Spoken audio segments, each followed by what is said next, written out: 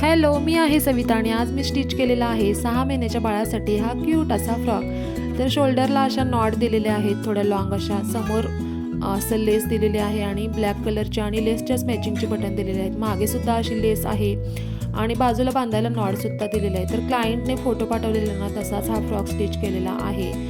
तर फ्रिलसुद्धा चांगला दिलेला आहे मी आणि पाहू शकताय छान फ्रॉक झालेला आहे. तुम्हाला कसा वाटला कमेंटमध्ये नक्की कळवा. आणि शोल्डरला ज्या नॉड आहेत ना, त्यालासुद्धा असे बॉर्डरचेच लटकन मी बनवलेले आहेत आणि त्यासोबतच या फ्रॉकसोबत त्यांना हे क्यूट असं कुचडंसुद्धा मी स्टिच करून दिलेलं आहे.